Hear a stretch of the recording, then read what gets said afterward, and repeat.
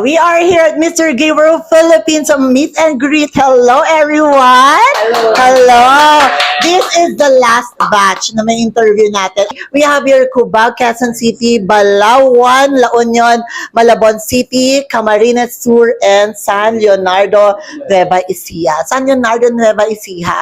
Sa palagay mo, ano ang meron ka na wala yung ibang candidates? Kasi Sa tingin ko naman is yung experience ko because at the age of 41, so I considered my age as my strength because kasi po yung mga experience, struggles, or growth through the years. So I think marami kong ma-share sa mga co-candidates ko, especially medyo mas nakababata sila sa akin. And as a former OFW na nag-work doon for more than 18 years, so I think sobrang dami ko talaga ma-share sa kanila. And yun sa tingin ko yung meron ako na medyo yun pa yung hahabulin nila is yung experience na naranasan ko. speaking of experiences, I think Malabon City, you have a lot of experiences on pageants, di ba? One of the mga binabato sa iyo is that why do you still have to join pageants and pageants? You're already, I think, stable enough and you already created a name of your own. Nag-start talaga ako as trans pageantry na doon ako nag-start as Asunta de Rossi pa ako dati. Yes. Tapos nag-ship ako into Carla Abellana. Then recently lang sa Malabo naman, sumali ko sa Bebot. Then pinakita ko po yung other side ko as Carla Abellana. And syempre sumasali ko sa mga Bikini Open, sa mga Poge, sa Lakan, sa mga Miss Gay din. Ako kasi as long as na may nakikita kong pera, opportunity, ginagrab ko siya kasi lumaki kong breadwinner tapos wala akong tatay. So parang yun yung naging bread and butter ko. Parang ang gandang field. So nag-i-enjoy na ako, kumikita pa ako. So sa mga ginagawa ko ngayon, dumami yung fans ko. And then dumami rin yung bashers kasi ba't ba ako paulit-ulit? Ba't ba ako laging nandyan? Hindi ba ako nagsasawa? Ako kasi I enjoy my life to the fullest kasi regardless kung ano man yung sasabihin ng iba, I want to present myself na kahit anong bashers o kahit anong sabihin nyo sa akin, mabubuhay ako sa paraan kung ano yung gusto ko. And Pero in fairness naman sa iyo, ikaw yata ang nag-umpisa ng gay men, bisexual, na nagpapa-girl. Parang ikaw yun na kaya yung mag-mix. Kasi yung mga parang iba, for ano lang, gay lang, tapos or trans lang. But parang ikaw lang yata yung nakapag-transform at comment ko na nanalo. Naiyak ka po sa story. I love the story of you, the courageousness that you've got. Bakit po sa nailatag ang mga luha sa iyong mga mata? Anong po dahilan ito? Ang gustong-gusto kong i-share sa lahat, ang pagmamahal ko sa magulang ko, to my mom, of course. Because without my mom, I not be able to be here, actually. Ibubus ko po lahat ng kaya ko para sa magulang ko. And then, I just want to be inspired other people na tayo mga gays and lesbians or other member of the LGBTQ plus community na be responsible enough to our parents. Yan po.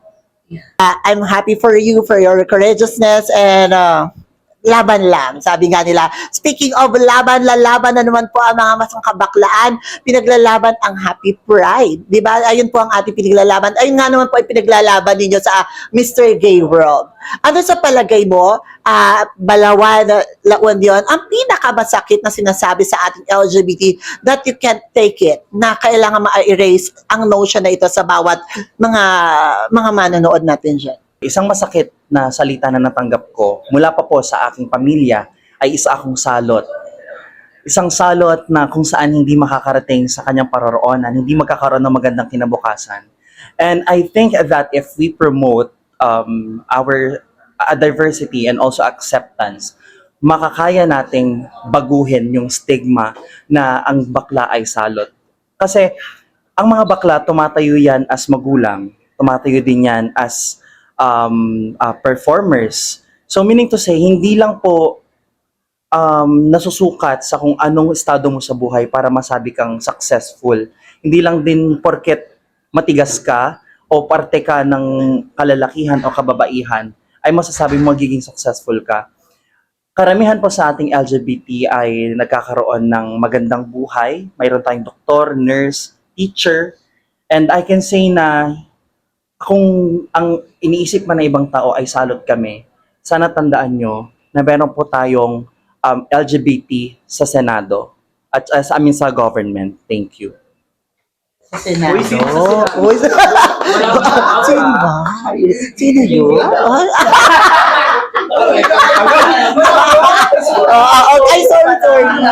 Okay, sorry. Okay.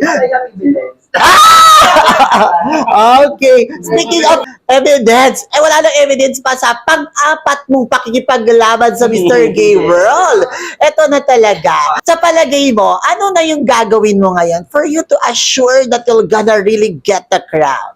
To be honest, yes. I've been receiving the same question all over again, simula sashing pa siguro, or from the time I posted na I would want to join again for Mr. Gay World kasi nga this is my fourth time.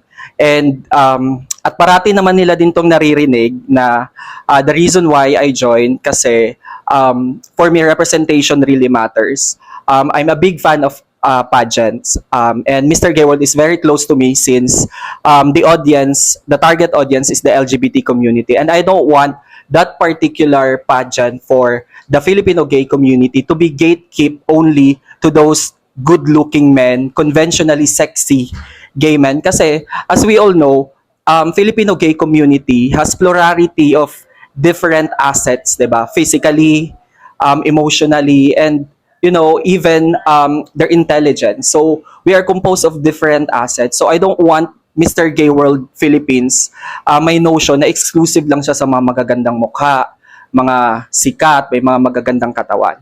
So it made me realize na in order for me to achieve that particular goal sa platform, mahalaga na makita nila yung kagaya namin. Hindi man nananalo parate, pero we are representation. Kasi who knows, di ba, maraming mga gay kids would want to penetrate pageants, pero wala silang confidence kasi nga nakikita nila hindi kagaya sa kanila. So, yeah, yun yung parati kong sinasabi, representation really matters. I hope only that if ever nasa inyo man ang manalo, o makinig na mapanood po na itong mga other candidates ninyo, sana po you keep humble if ever that you're gonna get the crown. I think that's very important kasi maaaring mabulag ang mga judges because of the face, the body, and kasi hindi naman makikita ang attitude dyan. But I hope really that you'll continue the legacy of Mr. Gay World Philippines, just like T. Bench, who is humble and would really serve the organization as well. Congratulations in advance, everyone. And I hope, nasabi ko kanina, sana makuha nyo ang crown.